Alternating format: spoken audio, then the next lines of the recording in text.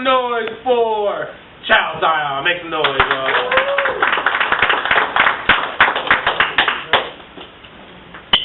DJ, can you have some music, please? Okay, he's good. No much need.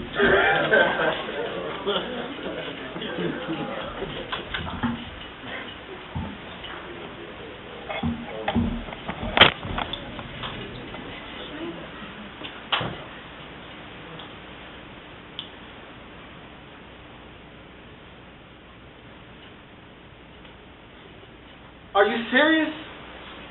You've got to be kidding me. You see, I didn't realize that you walked in my shoes my entire life in order for you to critique my style.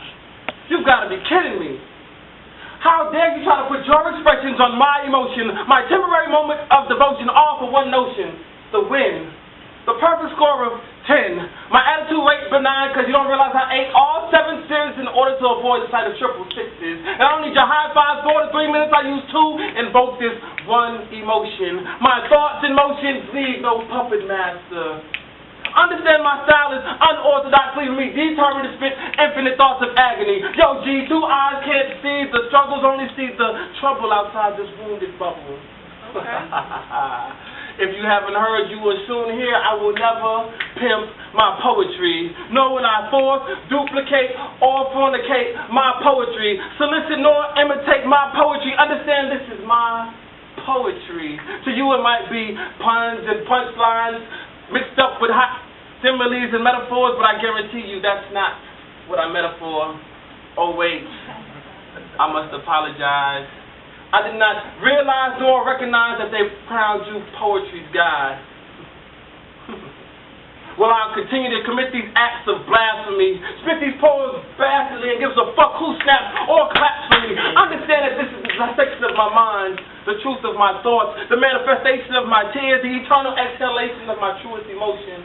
But this is also my biggest downfall. My longest shortcoming, the degradation of myself, the endless cries of sympathize while I lie on hospital beds next to dead. You know what? There was once a time where you would stand to the floor and yell, encore, encore, for the words that just penetrated your ear to cause that mental orgasm. Remember back when you was a poet? Now you're just a scorecard chasing the wind and you don't even know it. Signed, sincerely yours, true poet. Yeah. How you doing, Kim? A.K.A. D-Termined. I am doing well. How are you? I'm doing well.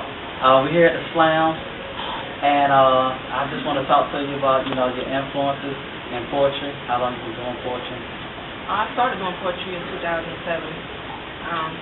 Thing called Mojo, a little cafe type setup, and that was really my first experience as far as actually get up, going in front of an audience and doing it. So slowly but surely, I began sharing my stuff.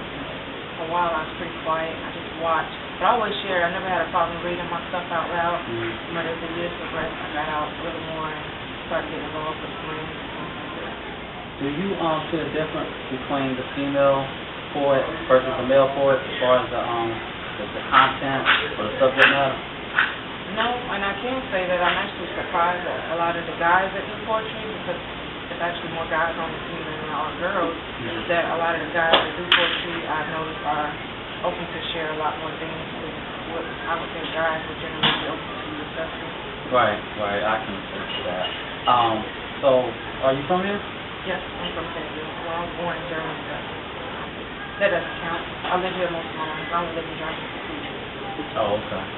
So, I hear that, you fight against lupus and everything. I did. Well, I was diagnosed with lupus shortly after I graduated from high school. I was 18 years old, and they just introduced me into a world that I never expected. And a lot of my poetry is about lupus, learning how to deal with that, cope after that.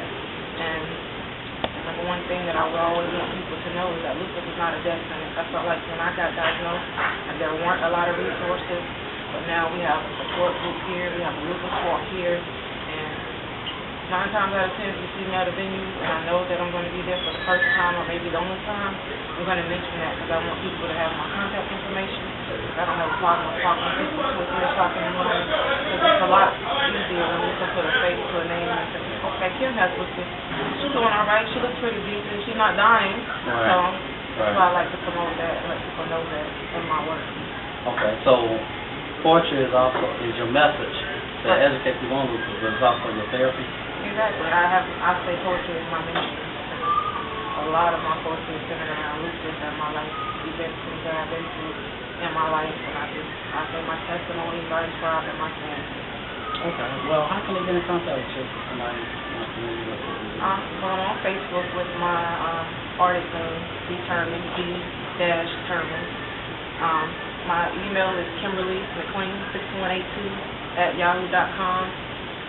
And if they want to reach out to me, I have no problem discussing anything about this. I'm open book as far as that I'm concerned. In 2005, I had a kidney transplant, so I also try to make awareness about organ donation. So it's important because I watch so many people not coming back to dialysis on Monday morning waiting on a transplant. Okay, well, I appreciate you for your time. I thank you for that. Anytime. No problem. How you doing? It's your man SUPA TRAV, and you're tuning in to Turn Up with SUPA TRAV.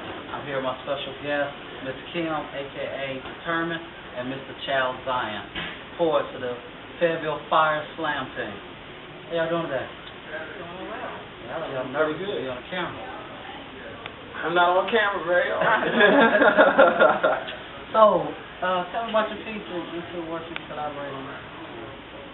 Well, I never sit down and say that I'm going to write a piece. Usually it just comes to me. And we were having a phone conversation like 1:30 in the morning. I'm talking about relationships. And just the gist of the conversation was like being able to, like female insecurity and not sometimes being able to see what God sees in them. That's how that keeps things out. Okay. So what's your role in this? Well, like she said, we was having a phone conversation, and she said something that kind of caught my attention. I was like, hey, repeat that again. And she repeated it back, and I was like, hey, that's a piece right there, Why do you feel like this? Why you feel about that? Why you feel about yourself the way you do? Guys don't see you like that. Don't let your insecurities block you from the guys that are trying to approach you. Right. You might miss a blessing. So from that, we just started ping-ponging back and forth. She telling me why she feels this way, and I'm telling her why you feel she be that way. And we just molded into a dynamic piece. Okay, what's the title of the piece? It's called See Through Me. Okay, this piece is going to perform tonight. Oh yeah. Okay. I lost my daddy to a drunk driver when I was 8 years old.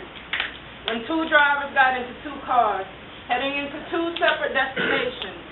But one convinced themselves they were sober enough to drive. Couldn't resist the calls of gin and tonic, so they answered. Had eloquent conversation until they could no longer understand each other's words. Nouns got misconstrued as verbs. Similes falsely identified as metaphors. Somebody's carelessness took him away and left me and my family to suffer. I lost my daddy to a drunk driver when I was 8 years old. The year was 1990. I remember like yesterday when Mama got that phone call. You see, he was the drunk driver, the one whose friends were too friendly to take his keys. He was taking that trip like he always did, taking those sips like he always did. 5 minutes away from home, one microwave dinner away from pulling into the driveway, 300 seconds away from walking up those steps, 300,000 milliseconds away from walking back into normalcy. But God said, not this time. Grace ran out this time. And it angered me that he left missing a portion of our childhood. Daddy's little girl with no daddy. Two little brothers with no role model. A teenage sister already on the edge, so with daddy gone, she completely fell off. Queen had to work 3 jobs, so that left me to be the princess. Mama had to work 3 jobs, left me to be the princess, got off the school bus and came in through the back door, made sure the shades were closed, never opened the door for anyone, survived off TV dinners and hot dogs, scrubbing bathrooms and sweeping floors. True, a chair is still a chair when there's no one sitting there. But I felt my house with no home, with no daddy there that I could kiss goodnight. And now and then I did call his name, but his face never appeared. All I got was a face full of tears. Searching for the answers to the question of my heart, only to get the runaround. Tried to tell me Daddy was in the field, but even at the age of 8, I knew the field don't last for years. I knew where he was and I knew what he did. And if anyone dared to come too close, I called a flag on the play, holding on Auntie for attempting to hug. Unsportsmanlike conduct on Grandma for attempting to love. Passing interference on mama for sending me to grandma's to the summer. Anger is what I felt. Dismayed at the cards that I was dealt. Two families left on two different sides of the fence. One making funeral arrangements, the other seeking a lawyer's attainment. One saying goodbye, the other saying I'll see you later. I hated him. I hated him to the point I hated how much I hated him. Then I realized that God forgave him. I just hate that I had to use my father to his mistake that he made when I was 8. All right.